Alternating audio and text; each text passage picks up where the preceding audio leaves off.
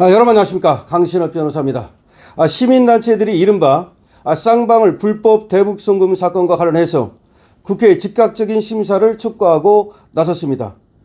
이들은 유엔 안전보장이사의 대북 제재 결의를 정면으로 위반한 사안임에도 국회가 관련 국민청원 심사를 잇따라 연장하고 있다면서 국민의 명령을 외면한 직무유기라고 강하게 비판했습니다.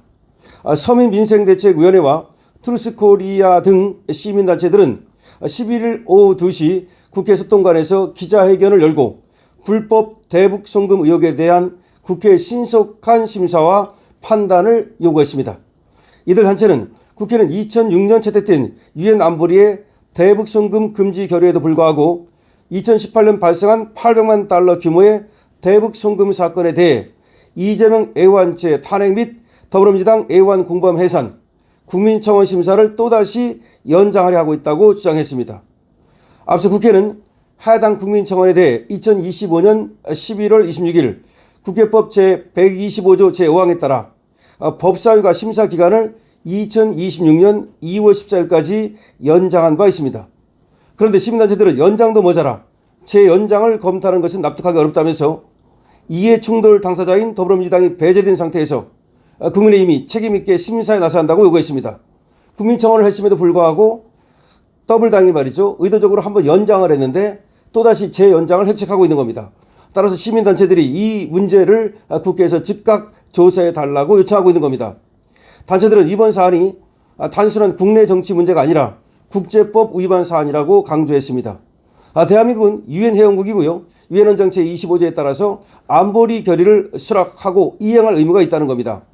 대북제재 결의는 북한 또는 북한 당국자에게 직간접적으로 자금, 금융자산, 경제적 지원 제공을 일체 금지하고 있다는 겁니다. 그런데 이들은 김성태 쌍방울 그룹 회장과 안부수 아태평화교류협회장이 2018년 12월과 2019년 1월 두 차례 걸쳐 북한 조선 아시아태평양평화위원회 김영철 위원장에게 현금을 전달한 혐의는 유엔 안보리 결의의 핵심을 정면으로 위반한 것이고, 이는 국내법상 형법 제99조 일반 이적죄를 넘어서 국제법상 제재 이행 의무를 침해한 중대한 사안이라고 얘기하고 있는 겁니다. 시민단체들은 이재명의 애완죄 성립 근거로 대법원 판결과 다수의 정황 증거를 제시했습니다. 시민단체들은 특히 2020년 5월 22일 이재명 당시 경기도지사가 건국대 최백은 교수와의 인터뷰에서 저희는 최대한 해서 보내주려고 한다. 북한과 협력하려면 조금이라도 주고받아야 한다는 취지의 발언을 한 영상, 그리고 2025년 12월 10일 국토교통부 산하 공공기관 업무보고에서 인천국제공항공사장을 상대로 에어반출 검색 관련한 질의 등을 한 점 등을 들어서 대북송금 사실을 사전에 인지하고 있었다는 정황이 있다고 주장했습니다. 다시 말하면 이재명은 대북송금 사실을 이미 인지하고 그리고 쌍방울이 북한으로 돈을 보냈는데 이거는 이재명을 위해서 보낸 거라는 겁니다.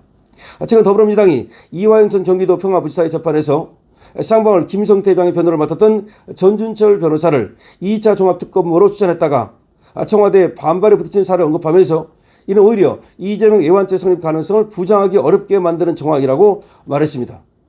더불어민주당의 공모 의혹에 대해서도 강한 비판을 이어갔습니다. 시민단체들은 2024년 10월 2일 민주당 주도로 열린 국회 법제사법위원회 청문회에서 쌍방울 대북송금 사건을 수사한 박상용 수원지검 부부장 검사에 대한 탄핵소추가 추진됐고, 이 과정에서 이화영 전 부지사가 증인으로 채택돼 허위 사실이 유도됐다고 주장했습니다. 또 2025년 9월 5일 서영기 의원이 법사위 검찰개혁 입법청문회에서 KH그룹과 무관한 인물을 증인으로 불러서 정치인, 기업, 연루설을 제기한 것은 불법 대북송금 사건의 본질을 덮기 위한 여론 호도라고 비판했습니다. 시민단체들은 이번 사안이 국가안보와 외교 통상에도 중대한 악영향을 미치고 있다고 주장했습니다. 시민단체들은 불법 대북송금 문제는 대미 관세 협상에서 불이익을 초래할 수 있고 국제사회에서 대한민국의 신뢰와 이미지를 심각하게 훼손하고 있다면서 사회적 혼란을 더 이상 방치할 수 없다고 강조했습니다. 시민단체들은 늦었지만 국민 앞에 불법 대북송금의 진실을 알리고 국회가 국민의 명령에 따라 즉각 심사에 착수해야 한다고 촉구했습니다. 이들은 기자회견문을 지금 발표했는데요. 여기에서 말이죠. 더불어민주당은 불법 대북송금 범죄를 덮고자 검찰 조작 기소 대응 TF를 만드는 등 헌법과 법률을 위반하는 현실에 지금 직면했다면서 7월 28일 다시 한번 이재명을 애완죄, 더불어민주당 167명, 무소속 1명 애완종범으로 수원지검에 고발하고 국민청원을 신청했으나 국회로부터 거절당했고 우여곡절 끝인 8월 21일 국회 국민청원을 실시해서 2025년 9월 18일 법제사무위 심사에 올라갔는데 이 중대한 사항을 11월 26일 국회로부터 심사 연기를 통보받고 그리고 2026년 2월 14일까지 심사 연기가 그때 통보가 됐는데 2월 14일이 되니까 또다시 연기하려고 한다는 겁니다. 다시 말해서 이재명 대북송금 사건을 갖다가 지금 국회에서 조사해 달라고 더군다나 국민청원입니다. 국민청원을 넣었다는 거죠.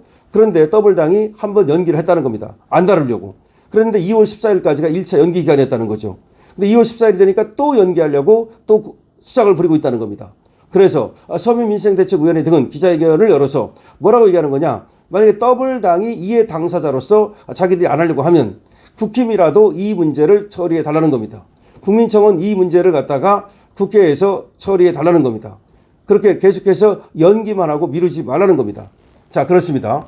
자, 이재명의 이 사실상의 이거 일반 이적죄가 될 수도 있고 애완죄가 될 수도 있습니다. 왜 그러냐면 북한에다가 돈을 몰래 갖다 준 겁니다. 그것도 자기 돈이 아니고 쌍방울 돈을 말이죠. 그런데 북한에 돈을 준 돈이 이것이 우리를 해하는 데 쓰이기 때문에 이것은 충분히 일반 이적죄가 될 수 있고 경우에 따라서는 애완죄도 될 수 있는 겁니다. 이 정도라면 이거는 국회에서도 다뤄야 되는 거고 여기서 국회에서 다루지 않는다면 지금 이 대북송금이라고 하는 것은 유엔 제재를 위반한 것이고 그리고 미국의 제재를 위반한 것이기 때문에 국제적으로도 문제가 될 사안이 충분한 겁니다. 그리고 실제적으로 말이죠. 이재명을 협박하는, 이재명을 갖다가 압박하는 그런 하나의 방법으로서 지금 얼마든지 미국은 이 카드를 꺼내들 수 있다고 봅니다.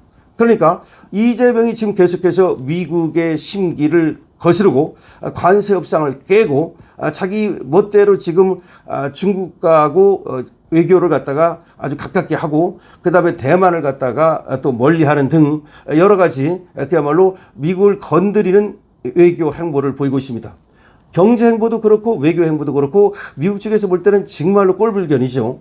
더군다나 쿠팡에 대한 압력 같은 거 말이죠. 오죽했으면 그 의회 보고서에서 쿠팡을 갖다가 청문회 하면서 거기 쿠팡에 보낸 하나의 그 통지서에서 이재명을 박아서 그렇게 얘기를 했겠습니까? 다시 말하면 이재명이 쿠팡을 압력을 가했다. 이재명이 쿠팡에 애압을 가했다라는 것을 사실상 적시한 거거든요. 이런 상황에서 대북송금 문제는 언제라도 터질 수 있는 그런 어떤 내관이다. 이렇게 볼 수가 있습니다. 그런데 우리 서민민생대책위원회 등 우리 시민단체가 국회 국민청원을 지금 해놨는데 이것이 계류된 상태에서 계속해서 연장되고 있다는 겁니다. 꼼수를 부리고 있다는 겁니다. 따라서 기자회견을 열어서 국회에서 즉시 이 국민청원을 해결해 달라고 처리해 달라고 요구하고 있는 겁니다. 자, 이재명. 이제 가면 갈수록 말이죠. 국제사회로부터 압박을 받고 그리고 국내로부터도 우리나라로부터도 또 안에서도 계속해서 또 이재명이 고립되는 그런 상황이 연출될 수 있다고 봅니다. 여러분들께서 어떻게 보십니까? 자, 대북송금 사건 이제 이재명의 목줄을 치는 것은 아닐까요? 강철투입니다.